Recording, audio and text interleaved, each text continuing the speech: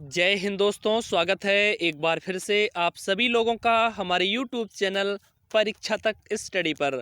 तो आज के इस वीडियो सेशन में हम बात करने वाले हैं सीआरपीएफ पैरामेडिकल स्टाफ भर्ती 2020 के बारे में। यानी कि सीआरपीएफ रिक्रूटमेंट बोर्ड के द्वारा जो पैरामेडिकल स्टाफ के लिए 789 पोस्टों की जो वैकेंसी आई हुई थी और इस वैकेंसी का फाइनली अब जाके सीबीटी मोड पर एग्जामिनेशन कंडक्ट हुआ है। और ये एग्जामिनेशन आपका कुल 2 शिफ्ट में हुआ है। प्रथम शिफ्ट आपकी 27 मार्च को थी और जो दूसरी शिफ्ट हुई है ये आपकी 28 मार्च को थी। तो इस प्रकार से आप लोगों का एग्जामिनेशन कंडक्ट हो चुका है। और एग्जामिनेशन कंडक्ट होने के बाद लगातार मोस्टली कैंडिडेट के कमेंट आ रहे हैं कि जो आपका एग्जामिनेशन हुआ है इसमें एक्सपेक्टेड कट ऑफ क्या रह सकता है। और साथ ही साथ जो सबसे बड़ा प्रश्न है कैंडिडेट का, वो आप लोग सवाल कर रहे हैं कि इस वैकेंसी में क्या आपकी नेगेटिव मार्किंग यहाँ पर रखी गई थी या फिर नेगेटिव मार्किंग आपकी नहीं रखी गई थी। तो आज का जो हमने ये पूरा वीडियो सेशन लिया हुआ है इसमें हम आपको बताएंगे कि आपकी एक्सपेक्टेड कट ऑफ क्या रह सकती है, क्या आपकी कट ऑफ कम जाने वाली है। साथ ही साथ हम बात करेंगे कि कितने नंबर पर आपका सिलेक्शन हो सकता है। और जो हम आपको इस वीडियो सेशन में कट ऑफ बताने वाले हैं ये कट ऑफ आपको हम ट्रेड वाइज साथ ही साथ कैटेगरी वाइज भी बताने वाले हैं। तो चलिए वीडियो सेशन को स्टार्ट करते हैं। और वीडियो सेशन को स्टार्ट करने से पहले सबसे पहले हम चर्चा करेंगे नेगेटिव मार्किंग के बारे में।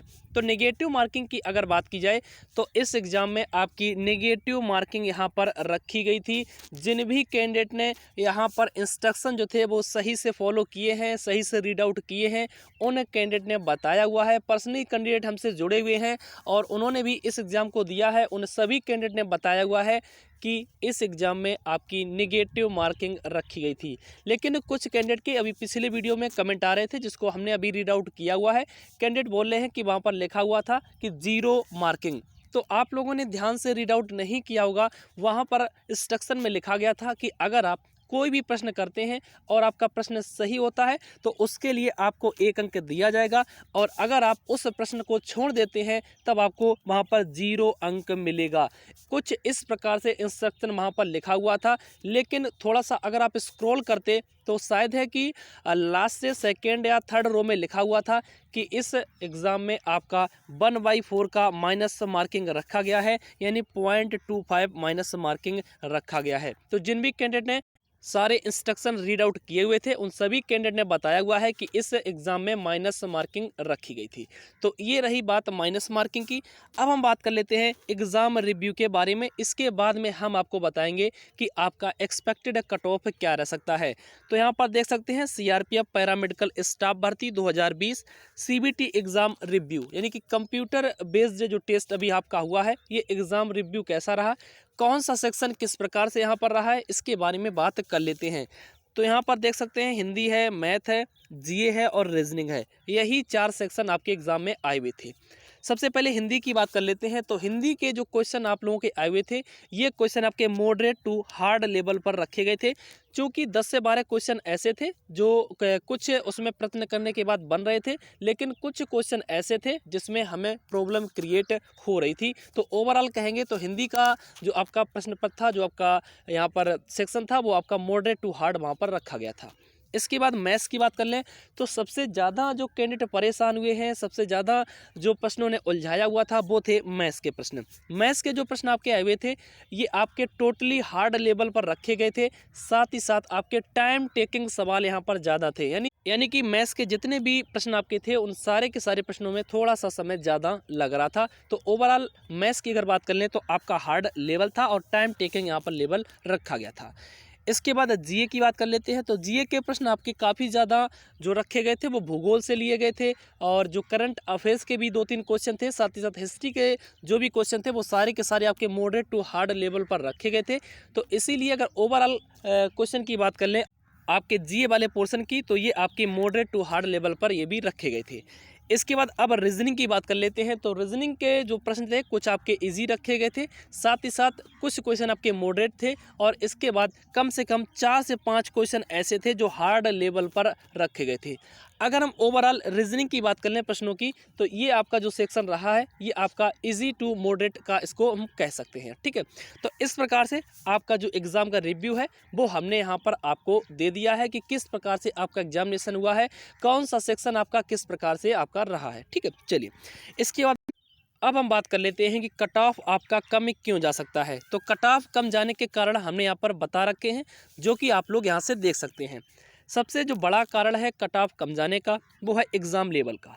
एग्ज़ाम लेवल की अगर हम बात कर लें तो आपका जो एग्ज़ाम का क्वेश्चन पेपर आया हुआ था ये टोटली आपका मॉडरेट टू हार्ड लेवल यहाँ पर रखा गया था। और इसके बाद कुछ कैंडिडेट ऐसे भी थे जिन्होंने रीड आउट नहीं किया हुआ था कि नेगेटिव मार्किंग है या फिर नहीं, तो उन्होंने सारे के सारे प्रश्न यहाँ पर अटेम्प्ट किए हैं। तो इसीलिए पॉसिबिलिटी है कि उनके जो नंबर ऑफ क्वेश्चन गलत की संख्या है वो ज़्यादा यहाँ पर होने वाली है। ठीक है, चलिए इसके बाद मैथ्स की बात कर लें तो मैथ्स का जो सेक्शन रखा गया था ये आपका totally moderate to hard level रखा गया था, साथ ही साथ टाइम टेकिंग यहाँ पर सवाल रखे गए थे।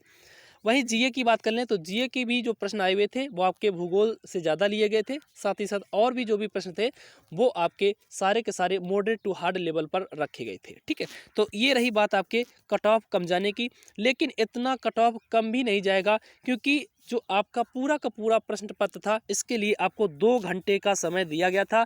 जो आपका समय था वो काफ़ी ज़्यादा था, तो इसीलिए कुछ कैंडिडेट ऐसे भी हैं जिन्होंने समय का पूरा उपयोग किया हुआ है। उन्होंने रीजनिंग और मैथ्स वाले सेक्शन पर ज़्यादा ध्यान दिया था क्योंकि मैथ्स का वेटेज भी ज़्यादा था। यहाँ पर 30 प्रश्न आपके मैथ्स से आए हुए थे, तो इसीलिए इतना कट ऑफ कम भी नहीं जा सकता है। ठीक है, अब हम कट ऑफ पर चर्चा करने से पहले मेरी आप सभी लोगों से एक एडवाइस रहेगी कि अगर आप हमसे पर्सनली जुड़ना चाहते हैं तो हमारा न्यू व्हाट्सअप नंबर अवेलेबल है। यहाँ पर नई फैकल्टी अवेलेबल आप लोगों के लिए कर दी गई है। इस व्हाट्सअप नंबर को ज़रूर ज्वाइन कर लीजिएगा और जो भी प्रश्न आप हमसे सीधे डायरेक्टली पूछना चाहते हैं तो इस व्हाट्सअप नंबर से हमसे प्रश्न पूछ सकते हैं। ठीक है, चलिए अब हम कट ऑफ पर बात कर लेते हैं। तो कट ऑफ यहाँ पर देख सकते हैं CRPF paramedical staff cut off 2020-23 इससे 2 या 2 कम, यानी कि यहाँ पर मैंने पहले ही बोल दिया है जो भी हम कट ऑफ बताने वाले हैं इससे आपका 2 नंबर ऊपर भी जा सकता है और 2 नंबर कम भी रह सकता है। इससे ज़्यादा आपको कोई भी ज़्यादा यहाँ पर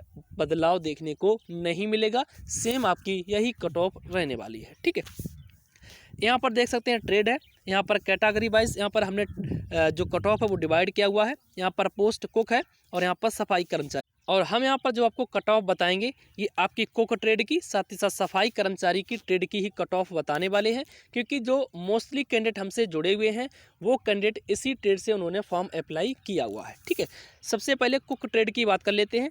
तो जनरल कैटेगरी में अगर बात की जाए तो नंबर ऑफ वैकेंसी आपकी 44 है। यहाँ पर जो कट ऑफ आपकी रह सकती है वो आपकी 64 से लेकर 67 के बीच में रह सकती है। ठीक है, इसके बाद में ओबीसी कैटेगरी में बात कर लें, नंबर ऑफ वैकेंसी आपकी 33 है, तो यहाँ पर जो कट ऑफ रह सकती है वो आपकी 60 से लेकर यहाँ पर 64 नंबर के बीच में रह सकती है। वहीं अगर हम एससी कैटेगरी में बात कर लें तो एससी कैटेगरी में नंबर ऑफ वैकेंसी आपकी 20 है और यहाँ पर जो कट ऑफ रह सकती है ये आपकी जो 54 नंबर से लेकर आपकी 56 नंबर के बीच में रह सकती है। ठीक है, इसके बाद एसटी कैटेगरी में बात कर लें तो एसटी कैटेगरी में नंबर ऑफ वैकेंसी आपकी 7 है और यहाँ पर जो कट ऑफ रह सकती है वो आपकी 52 नंबर से लेकर आपकी 54 नंबर के बीच में लाई कर सकती है। वहीं अगर हम ईडब्ल्यूएस कैटेगरी में बात कर लें तो ईडब्ल्यूएस कैटेगरी में जो आपकी कट ऑफ है वो निश्चित तौर पर कम जाने वाली है, क्योंकि जो नंबर ऑफ एप्लीकेशन की संख्या है वो सबसे कम ईडब्ल्यूएस की है। तो यहाँ पर जो कट ऑफ आपकी रह सकती है वो आपकी 43 से लेकर आपकी 46 तक रह सकती है। इसके बाद अगली ट्रेड सफाई कर्मचारी की बात कर लें तो सबसे पहले जनरल कैटेगरी में बात करेंगे, नंबर ऑफ वैकेंसी आपकी 50 है और यहाँ पर जो कट ऑफ आपकी रह सकती है वो आपकी 64 से लेकर आपकी 70 के बीच में लाई कर सकती है। ओबीसी कैटेगरी में बात कर लें तो नंबर ऑफ वैकेंसी यहाँ पर 39 है और यहाँ पर जो कट ऑफ रह सकती है वो आपकी 63 से लेकर आपकी 70 के बीच में लाई कर सकती है। इसके बाद में एससी कैटेगरी में बात कर लें तो एससी कैटेगरी में आपकी नंबर ऑफ वैकेंसी यहाँ पर 12 है और यहाँ पर जो कट ऑफ आपकी रह सकती है वो 60 नंबर से लेकर 65 नंबर के बीच में लाई कर सकती है।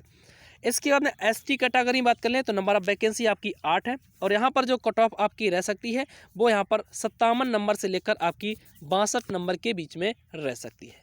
इसके बाद ईडब्ल्यूएस कैटेगरी में बात कर लें तो ईडब्ल्यूएस कैटेगरी की जो कट ऑफ है जो यहाँ पर रह सकती है वो आपकी 47 से लेकर 52 के बीच में लाई कर सकती है।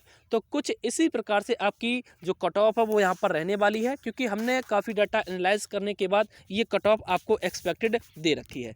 तो आशा करता हूँ अब सारे डाउट्स आपके क्लियर हो गए होंगे। अभी भी अगर आपका पर्सनली कोई डाउट है तो इसी वीडियो के कमेंट बॉक्स के माध्यम से हमसे पूछ सकते हैं। तो मिलेंगे अब आप लोगों के साथ में नेक्स्ट किसी वीडियो सेशन के साथ में। तब तक अपने सभी प्यारे भाइयों को जय हिंद, वंदे मातरम।